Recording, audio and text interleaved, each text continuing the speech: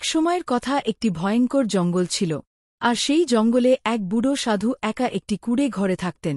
জঙ্গলটা খুবই ঘন ছিল, সেখানে কোনো মানুষের যাতায়াত ছিল না। বহু বছর ধরে সেই কুঁড়ে ঘরই ছিল তার একমাত্র আশ্রয়। সেই দিন রাত্রে প্রচণ্ড ঝড় ও বৃষ্টি হচ্ছিল, আকাশে বিজলি চমকাচ্ছিল যেন কেউ রাগে চিৎকার করছে। চারপাশে অন্ধকার আর নিস্তব্ধতা। সাধু তার ঘরের দরজা বন্ধ করে ভিতরে বসেছিল, যাতে বাইরে থেকে বৃষ্টি আর বাতাস ভিতরে না ঢুকে। হঠাৎ করে জুডির দরজায় টকটক করে কড়া নাড়ার শব্দ এল। এমন ভয়ঙ্কর জঙ্গলে গভীর রাতে কে হতে পারে? সে ধীরে ধীরে সাহস করে দরজা খুলে দিল। দরজা খুলে দেখল সামনে দাঁড়িয়ে আছে এক যুবতী মেয়ে পিঙ্কি।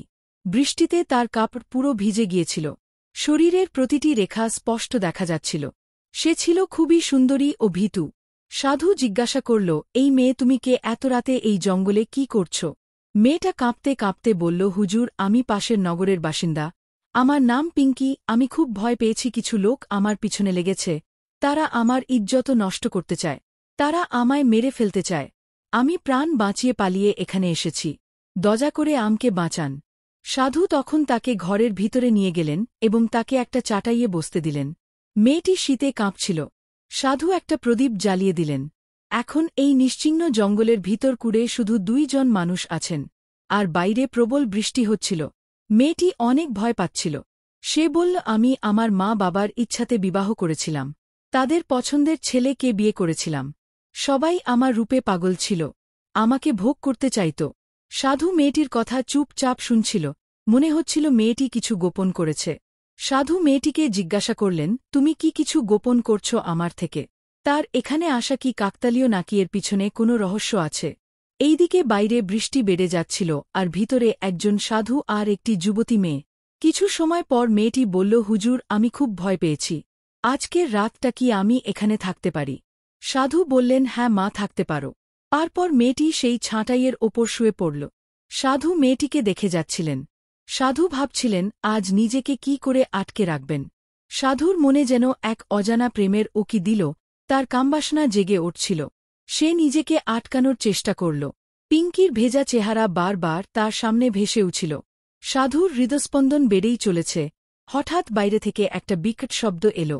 সাধু চমকে উঠল। সে তাড়াতাড়ি ওঠে পিঙ্কির পাশে গেল। দেখল সে কাঁদছে। সাধু তখন নরম গলায় জিজ্ঞাসা করল, পিঙ্কি, কি হয়েছে? মেয়েটি তরতরিয়ে বলল, আমার সাথে এমন কিছু হয়েছে যা আমি কাউকে বলতে পারছি না। তখন সাধু বার জিজ্ঞাসা করলেন, এমন কি হয়েছে যা আমাকে বলতে পারছ না? মেয়েটি ধীরে ধীরে বলল, আমি ভালো নয় বাবা, আমি পথভ্রষ্ট মেয়ে। আমি সাধারণ মেয়ে নয়, আমি খুব পিপাসিত। তারপর সে এমন কিছু বলল যাতে সাধুর রক্ত চলাচল বেড়ে গেল।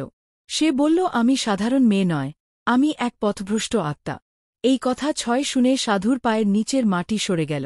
সাধু বললেন, তুমি কি করে আত্মা হতে পারো? আমি তোমায় কিভাবে বিশ্বাস করব? পিঙ্কি তখন নিচের দিকে চেয়ে নিজের গল্প বলা শুরু করল। অনেক বছর আগে সে ছিল রানী কুন্তলা। একজন পুরুষ তাকে বিবাহ করতে চাইত, কিন্তু সে রাজি ছিল না। তখন সেই পুরুষ তাকে কালো জাদু করেছিল। একরকম জোর করে সে রানী কুন্তলাকে বিবাহ করে। কিন্তু সে কখনো কুন্তলাকে নিজের করে পায় না, তাই সেই পুরুষ জোর তাকে পেতে চেয়েছিল। তারপর একদিন সেই রাজপুত্র তাকে হত্যা করে। মরার সময় সে বলেছিল, তোর আত্মা মুক্ত হবে না যতদিন না তুই কোনো সাধু সন্ন্যাসীর সঙ্গে সহবাস করছিস। আর বাবা, সেই থেকেই আমি জঙ্গলে ঘুরে বেড়াচ্ছি, আমি মুক্তি পেতে চাই। এইসব কথা শুনে সাধুর হৃদস্পন্দন বেড়ে গেল। পিঙ্কি সাধুর হাত ধরে বলল, আমি মিথ্যে বলছি না বাবা, যদি আপনি আমাকে গ্রহণ না করেন তাহলে আমি চিরদিন এই জঙ্গলে ঘুরে বেড়াব। আমি মুক্তি চাই, আমায় গ্রহণ করো বাবা। পিঙ্কির কোমল হাতের স্পর্শে সাধুর হৃদস্পন্দন বাড়তে লাগল। ঠিক তখনই বাইরে আবার ও শব্দ হল। সাধু তখন দরজা খুলে দেখতে পেলেন এক বিশাল বট কালো ছায়া। পিঙ্কি চুপচাপ পিছনে দাঁড়িয়ে রইল। আর এইদিকে কালো ছায়া গর্জে উঠে বলল, আমি সেই যে এই পিঙ্কিকে তোর কাছে পাঠিয়েছি। আমি সেই কালো জাদু যে পিঙ্কির আত্মাকে আটকে রেখেছি। পিঙ্কির আত্মাকে বন্দি করে রেখেছি।